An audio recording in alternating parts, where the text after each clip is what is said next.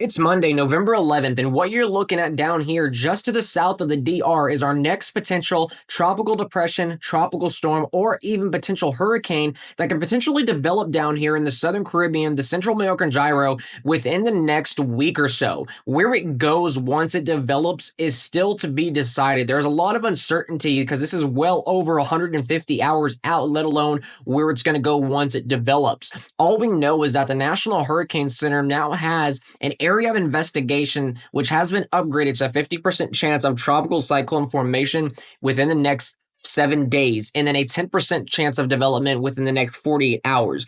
Where it goes once it's developed is still to be decided. There's a lot of uncertainty. So if you see videos coming out today or tomorrow saying there's a major hurricane heading towards Florida, that's completely false as of right now. It would be bonkers to make that assumption this far out. Not saying that it's not possible, but it's not realistic to forecast something this far out with that exact precise strength and location, let alone. What we do know is that there is almost 100% chance that we're at least going to get a tropical depression forming down here in the Southern Caribbean. Like I said, a lot of model guidance likes the idea of this curving out towards Florida, but this is over, like I said, 180 hours out. There is still a lot to be decided, especially the steering mechanisms, the timing of those steering mechanisms, and how strong they are going to be. And the weather in the United States is going to have a big effect on where this storm goes, and also where the storm goes could have a potential effect on the weather that we see here in the United States as well.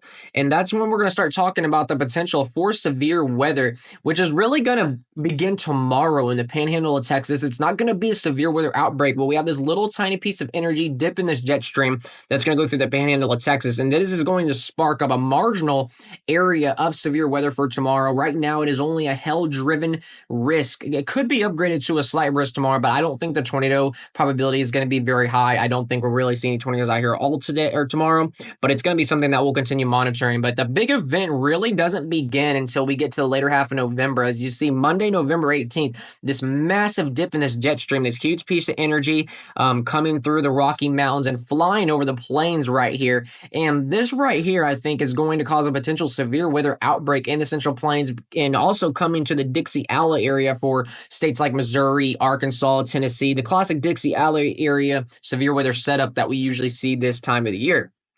Now, like I said, there's a chance that if we have a full-fledged hurricane like the GFS model thinks is going to be in the Gulf of Mexico, this could also affect the severe weather that we see in the United States as well, because it can also affect the moisture feed that comes into the United States from the Gulf of Mexico. Obviously, if we have a full-blown hurricane in the Gulf of Mexico at the same time we're having this big trough ejection, the hurricane's going to take a lot of that energy, a lot of that moisture from the Gulf of Mexico, and that's going to kind of heat the moisture content available for the severe weather. Even though you'll have all the kinematics there and the ingredients there for severe weather, you have to have moisture. Storms have to be able to fire. But like I said, still very far out. We will continue to monitor and keep y'all up to date. Like I said, the latest model has it coming into the Florida Keys, big trough. Just, this is going to be the main steering component for this system, depending on how things develop. On the brighter side of things, we're going to be looking at cooler temperatures eventually. For the next week or though, it's going to be above average temperatures, especially in the South, especially in Texas. We're talking mid to upper 70s, potentially 80s on some days, almost all the way up to the DFW area. The nights will be a little bit cooler. So that's something that, we'll be able to look forward to. But it's really not until we get to the later half of November, around November the 20th to the 22nd, we really start seeing these freezing temperatures coming to Texas. You can see the Panhandle 32, 31, DFW area in the upper 30s to low 40s, and then mid 40s all the way down to Galveston. And as we push this in time going into November the 23rd, you can see that freezing line becomes more evident, more a little bit further to the south. I think DFW will definitely get on some freezing temperatures. We'll have freezing temperatures in Arkansas going all the way to the south. So this is definitely going to be one of the coldest blasts that we've seen so far this year. And the snow potential is still to be decided. There's still a lot of uncertainty.